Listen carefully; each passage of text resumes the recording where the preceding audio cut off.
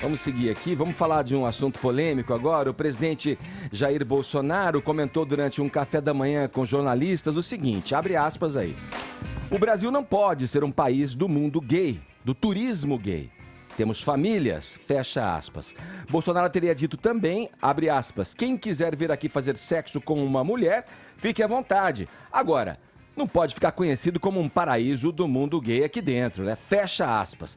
Vamos lá, Fefito, passo a bola pra você, que tem lugar de fala e legitimidade para comentar. Depois a gente entra na perfumaria, na periferia do assunto, Fefito, mas como é que você recebeu essa declaração, Fefito? Se fala tanto em novo governo, novo modo, novas visões nesse país. Esse país está cada vez mais atrasado quando o presidente da República vem a público dar esse tipo de declaração infeliz. Imagina o que o Bolsonaro vai achar de Israel, o grande parceiro dele, quando souber que Tel Aviv, lá em Israel, é um dos principais lugares de turismo gay. Olha só, Bolsonaro, vou te dizer uma coisa, o turismo gay, hétero, cis, trans, seja lá o que você for, multicolorido, ou terracota, qualquer nome que você queira dar, qualquer rótulo, ele atrai dinheiro para o seu país. Você não está em condições de negar nenhum tipo de investimento ou nenhum tipo de dinheiro injetado no país, não, Bolsonaro. Vamos começar desse ponto.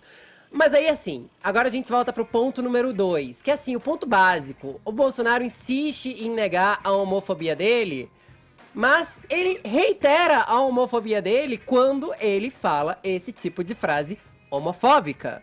É muito infeliz que a gente tenha que ouvir isso em pleno 2019, especialmente porque, assim, o Brasil não é só o país de turismo gay, não. O Brasil é o país do turismo sexual infantil, Bolsonaro. Você sabia disso? Quando você fala, venham pra cá fazer sexo com mulheres, você também desconsidera que tem um monte de menina menor de idade explorada em cidades litorâneas, no centro-oeste do país. Inclusive, algumas ONGs, já como a Mapear, e o Childhood Brasil já mapearam várias capitais em que os pontos de exploração sexual infantil são gigantescos. Que tal não se preocupar com isso? E aí, olha só, quando a gente fala que tem família no Brasil, Bolsonaro, eu vou te dar um dado que pode ser bem chocante pra você. Gays nascem de pais, em sua maioria, heterossexuais. Gays não nascem de chocadeira, portanto, gays têm família.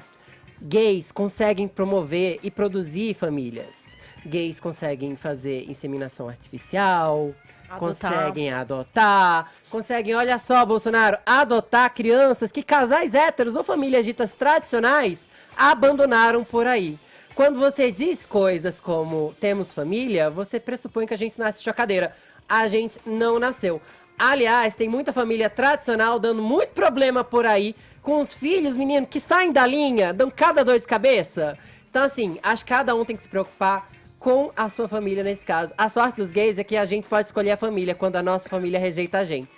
A dos outros que vão até o fim com filho problemático, aí eu já não sei. Bolsonaro, reveja seus conceitos. Governe para todos. Esse país tem um monte de LGBT. E que bom que tem um monte de gay querendo vir aqui pro Brasil. Porque os gays vêm pra cá porque o Brasil é bonito, tem praia e tudo mais. Não vem pra fazer exploração sexual infantil, não. Vamos se preocupar com o que interessa. Estimula a adoção.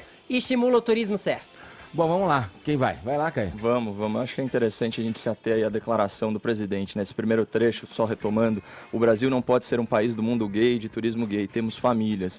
Ora, os conceitos abordados aqui pelo presidente, eles não são mutuamente excludentes, né? Um país em que haja homossexualidade, ela seja exercida com liberdade e respeito republicanos, ele não anula em absoluto o modelo de família tradicional, que, a meu ver, eu já disse aqui, deve inclusive ser prestigiado pela cultura e pelo direito, mas isso não quer dizer que uma coisa anule a outra.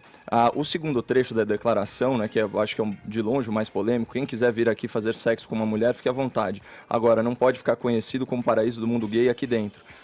Aqui eu vou dar o benefício da dúvida ao presidente, a partir do pressuposto que ele não está fazendo apologia, né, ao turismo sexual.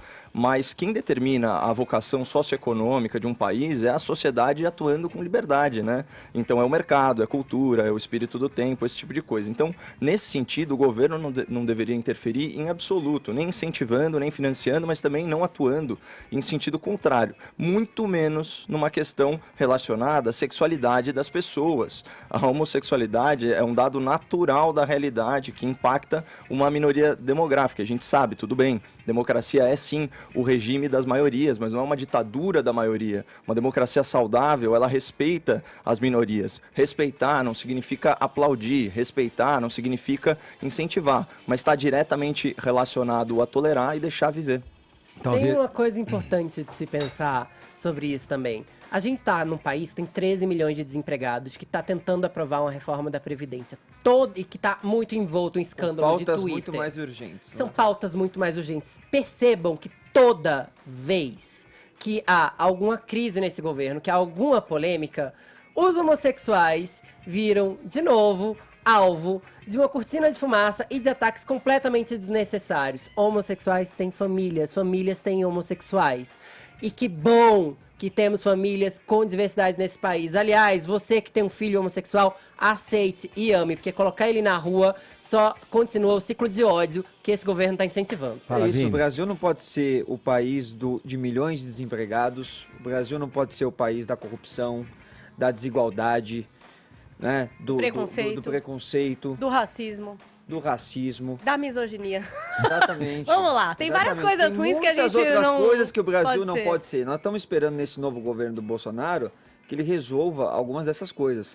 E não são com essas declarações que ele vai resolver. Eu queria só acrescentar um outro ponto também, já que a gente está extrapolando um pouco a discussão. Esse comentário, aliás, na verdade, essas falas, elas foram ensejadas pela recusa, né, do Museu Americano de História Natural lá em Nova York de sediar um evento homenagem ao presidente da República, né, um evento da AmCham, a Câmara de Comércio Brasil e Estados Unidos. O museu disse o seguinte, a publicação oficial: o museu disse estar, abre aspas, profundamente preocupado com os objetivos declarados da atual administração brasileira. E aqui vale também uma reflexão, né? Quais os objetivos declarados? Reforma da Previdência, reforma tributária, reforma política, pacote anticrime. Quando a gente fala de objetivo declarado, a gente está falando de política de Estado, né? Para todos os efeitos, as políticas de Estado desse governo são quais? Liberalização da economia, descentralização do orçamento e manutenção da lei e da ordem. E detalhe, isso tudo aqui no Brasil é feito em níveis infelizmente, em níveis infinitamente mais brandos que nos Estados Unidos. Então é importante também pontuar, por outro lado, que na administração Bolsonaro não houve nenhum retrocesso de direitos e garantias individuais, muito menos qualquer medida de perseguição, seja ela jurídica ou física, a minorias. Então, mas, Caio, quando ele fala isso, desculpa, eu te interrompi, você já retoma. Imagina. Quando ele fala isso, ele não precisa caçar os nossos direitos, que, aliás, já são caçados na prática. Os homossexuais e os negros nesse país, e as mulheres nesse país, já não têm na prática os mesmos direitos que os homens brancos têm, por exemplo. E tudo bem, a gente já tá vivendo numa boa com isso. Agora, quando ele fala isso, ele estimula, sim, o ódio, porque ele estimula as pessoas a pensarem que quem tem homossexual na família tem que colocar ele pra fora da família, que homossexual não pode formar família, que homossexual é um cidadão de segunda categoria. Eu acho que ele tem que ter muito cuidado. Que não interessa ao país, gente. Ele tem que ter muito cuidado ao estimular o ódio. Desculpa, te interrompi. Não, imagina. É que eu acho importante separar o que são opiniões e falas do que efetivamente são políticas de Estado, porque a confusão disso é muito importante, é muito preocupante. A atitude do museu, ela está desamparada pela realidade dos fatos. Mas a atitude do museu não tem mais a ver com uma questão do posicionamento do governo em relação à Amazônia e a projetos científicos, porque essa foi a real crítica ali, que muitas das atitudes e posturas do governo vão em desacordo do que prega o Museu de História Natural, que não acho que não está vinculada a nenhuma dessas outras coisas que você pontuou a respeito de economia e tal. Tem mais a ver com a preservação da Amazônia mesmo e a valorização de dados científicos. Essa era a principal crítica.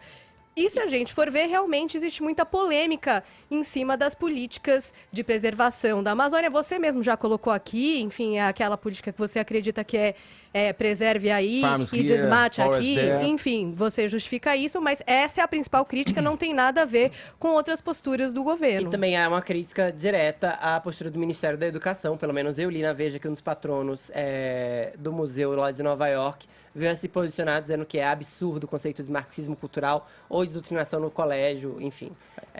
São coisas que contribuíram para que o museu não quisesse sediar esse evento. Na minha opinião, é um pouco de cada uma dessas coisas, mas assim, assim, a essência da crítica, ela é de cunho político-partidário, ela não é temática. E nesse sentido, assim, eu até corroboro o comentário do presidente. Ele disse o seguinte: eu recebo a homenagem na praia, numa praça pública. Não é o museu que está me homenageando. O que houve foi pressão do governo local, que é democrata, e eu sou aliado do Donald Trump, que é republicano, portanto mais alinhado à direita. Bom, aqui sempre vale o esclarecimento, né? Os democratas nos Estados Unidos são a esquerda americana e eles têm se radicalizado cada vez mais. Por isso que quando tem esse repúdio institucional, como foi o caso do museu, isso é muito sério. Eu acho importante a gente saber qual a ideologia que está por trás disso, né? Você pegar, por exemplo, o estado de Nova York. Eu estava vendo um negócio, eu fiquei muito triste em saber disso, porque Nova York é uma cidade que eu amo.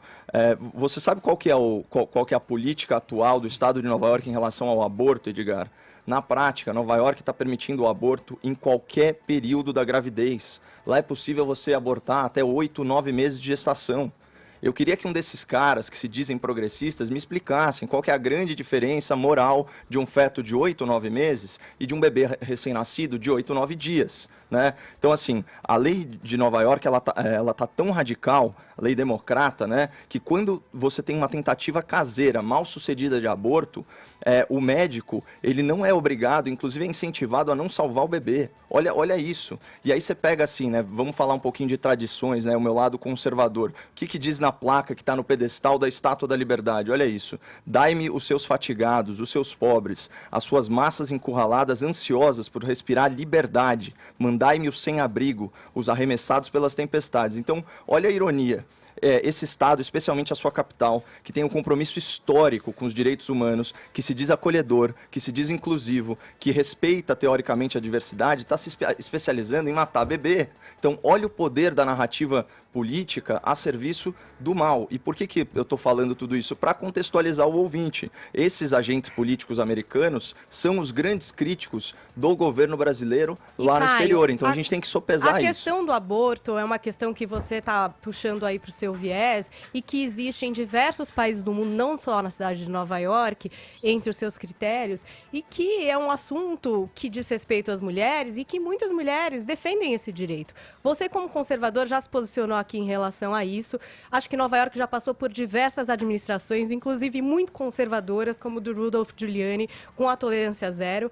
Cada um tem ali as suas políticas. Se em Nova York o aborto está nessa situação, foi por uma briga que aconteceu lá, justa e democrática. Como aqui no Brasil hoje, isso não está em discussão. Acho que se você não gosta de Nova York, é bom você boicotar essa cidade. Eu não vou, né? Tem vários lugares no mundo onde o aborto é legalizado, né?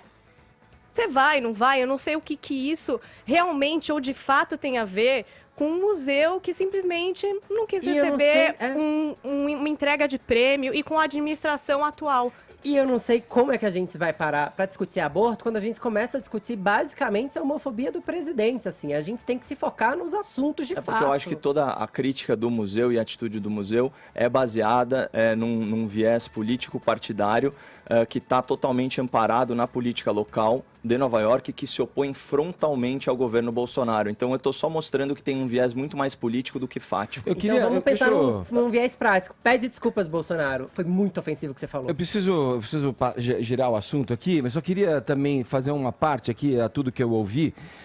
Eu tendo a achar que, assim, com relação ao nosso assunto inicial aqui, que gerou a nossa discussão, para não desviar dele, eu queria reforçar essa ideia, né, que você já trouxe um pouco falando a respeito, Fefito, que eu acho que é uma inabilidade, no mínimo, como um assunto paralelo a essa questão primordial que é ali, mesmo que o presidente tente esconder o seu perfil homofóbico, essa fixação por essa pauta que ele tem, ele tenta até dissimular um pouco essa ideia. Nas declarações ontem no café da manhã, por exemplo, com relação a isso, ele escancara, na verdade, essa visão, mesmo que ele não queira, homofóbica, né? E uma inabilidade também com relação à economia. Eu acho importante pensar isso. Tel Aviv, do Benjamin Netanyahu, como ele diz, é um lugar onde o turismo gay movimenta a economia do lugar também. E isso faz parte da fatia econômica que tem que ser considerada, né, para quem, ainda mais o Brasil. É importante dizer que turismo gay não significa turismo sexual gay. Há uma grande diferença.